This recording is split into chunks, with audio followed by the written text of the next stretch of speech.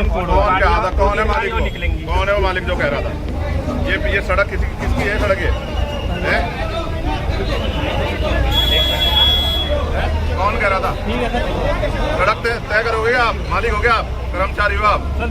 मैं इंस्पेक्टर हूँ, इंस्पेक्टर ही रहूँगा। हाँ। मैंने आपको बता दी क्या? देखिए मैं हाथ जोड़ कर बताऊँ, इंस्पेक्टर हूँ और इंस्पेक्टर ही रहूँगा। कौन मना कर रहा है कि आप इंस्पेक्टर नहीं है? कौन तय करेगा गाड़ी कितनी निकलेगी? क्या क्यों कर रहे हो? क्यों गाली क्यों दे रहे हो? हमारे अधिकारियों का आदेश है। आपके अधिकारी मालिक नहीं है। हाथ जोड़ रहा हूँ, गाली देने लोकतंत्र है ये। आवश्यकता ही नहीं है। हाँ, लोकतंत्र है ये। गाली देकर दिखाओ आप। मुझे आवश्यकता ही नहीं है। ये कह रहे हैं मुकदमे लिखे हैं, मुकदमे लिख दो हमारे पास। अगर गाली मुझे क्यों आना पड़ता था? रणवीर सिंह, मुझे क्यों आना पड़ता वहाँ से? सर ऐसी बात नहीं है। फिर आपको तो आप मुझे बताओ मैं क्यों आया वहाँ से? क्योंकि आप गाली दे रहे हो। गाली बिल्कुल नहीं देते हम लोग बिल्कुल कोई बात कानून का पालन करते हैं। सारी बातें रिकॉर्ड हो रही है, बिल्कुल रिकॉर्ड। कोतवाली में भैया रोज मामले होते हैं। सही बात है। कल को आपको मेरी जरूरत पड़ जाए नहीं, बिल्कुल पड़ेगी। तो फिर आपके अधिकारी मालिक नहीं है ना? लोकतंत्र है ये। वो अगर जानबूझ के खराब करना चाह रहे माहौल 2017 में था, वहीं पे सहारनपुर में था 2017 में जब ये घटना घटी गई। अगर 2017 में आप आते तो मुझे जानते होंगे ना? आपसे नहीं 2-4 बार कितना व्यवहारिक आदमी हूँ। बिल्कुल सही बात है। फिर ठीक है, कोई बात है ना? मुझे कहो कार्यकर्ता गाली क्यों दे रहे हो आप? गाली हमारे कोई नहीं देता। गाली का तो मतलब नहीं है।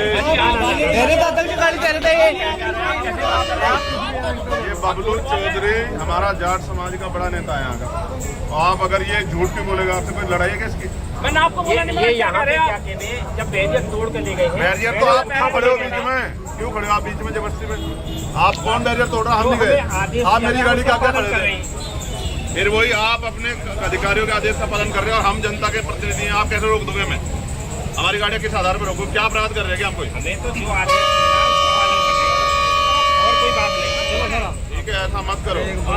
आदमी भूला नहीं जाता, याद रहता है। बिल्कुल। जी किधर का दौरा है आज? किधर की तरफ निकले हैं? पूरे देश को तो पता है कि मेरठ में क्या हुआ, और मैं भी चोरी छिपे नहीं जा रहा हूँ, सबको बता के जा रहा हूँ। क्योंकि जो हुआ है लोकतांत्रिक व्यवस्था में, संवैधानिक देश में, वो अच्छा नहीं। जब इतने बड़े पदों पर बैठे अधिकारी इस तरह का व्यवहार करेंगे तो लोगों के मन में भय, चिंता होना लाजमी।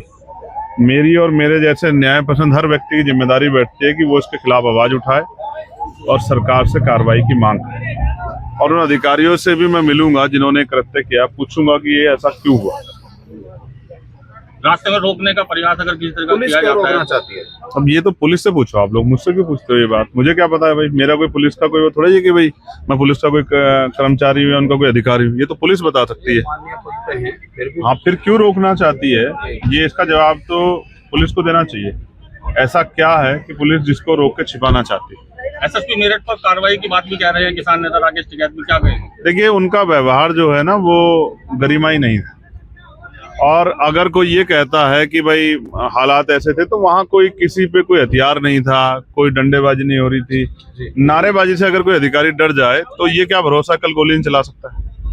इतना इस तरह की कमजोर व्यवहार का अधिकारी तो मैं समझता हूँ कि व्यवस्था में अच्छा नहीं। उनके ऊपर कार्रवाई भी होनी चाहिए जिससे कि और लोगों को सबक मिले किस तरह का व्यवहार नहीं करना है। जिस युवक को कैदी वाली गाड़ी में बिठाएगा तो शायद उसकी वहाँ मारपीट की गई, उसके बाद उसने आत्महत्या करने का भी उसी वैन में प्रयास किया। नहीं, आत्महत्या विकल्प नहीं है, लड़ना चाहिए, संघर्ष करना चाहिए। कोर्ट खुले हुए हैं, इनसे बड़े अधिकारी हैं, लेकिन आत्महत्या अच्छा कदम नहीं। मैं आत्महत्या का पक्षधर नहीं, मैं आत्महत्या का विरोधी हूँ। एक बार जीवन मिला है, आपको संघर्ष करना चाहिए, आपके खिलाफ अन्याय होकर लड़ना चाहिए। अगर आप ही मर जाओगे तो कौन लड़ेगा? जितने भी साथी वहां जिनके साथ अन्याय हुआ, मुझे उनकी पीड़ा है, जिनको जेल भेजा गया है, क्योंकि मैंने महसूस किया कि अधिकारियों की गलती रही है। अगर अधिकारी समय पे जो है परिवार को सुन लेते तो शायद इस तरह की स्थिति नहीं बनती। और ऐसा नहीं कि पहले सड़कें नहीं पे आंदोलन नहीं हुआ, ऐसा कुछ नहीं है, ये हमेशा होता है। मेरठ आप जा रहे हैं, अधिकारियों से मिलेंगे? बिल्कुल मिलूंगा, अधिकारियों से मिलूंगा। मैं एक संवैधानिक पद पर जिम्मेदारी से जो है परिवार से मिलूंगा, उनकी पीड़ा सुनूंगा, अधिकारियों से रखूंगा भी, और किससे रखूंगा? उनसे बड़े अधिकारियों से बात करूंगा। और अगर नहीं रास्ता निकला तो फिर उसके बाद जो है आगे कल की रैली के बाद जो भी संघर्ष होगा उसको करेंगे। एमपी साहब, अगर रास्ते में कहीं भी रोका गया मेरठ जाते हुए, क्यों रोका जाएगा? सवाल ये है ना, हम कोई अपराध करने जा रहे हैं?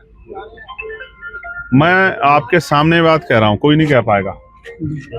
मैं चाहता हूं कोई निर्दोष जेल ना जाए और कोई दोषी बचे ना। जो निर्दोष है पुलिस फिर इन्वेस्टिगेशन करे। अगर पुलिस की इन्वेस्टिगेशन पे परिवार को भरोसा ही नहीं हो पा रहा है या पुलिस इस तरह का व्यवहार करे, तो कैसे माना जाए कि इन्वेस्टिगेशन फेल हो रही? क्योंकि जो कर्मचारी अधिकारी इस तरह का व्यवहार करें, आपने भाषा देखी, सड़क किसी के बाप की नहीं है, गंदगी कर दी सालों ने। आप समझते हैं भाषा क्या है? इस भाषा से लोगों में चिंता हुई है कि इतने जिले के सर्वोच्च पद पर बैठा व्यक्ति भी वो किस तरह की व्यवहार, किस तरह भाषा का प्रयोग कर रहा है, ये बड़ी चिंता का सबब है।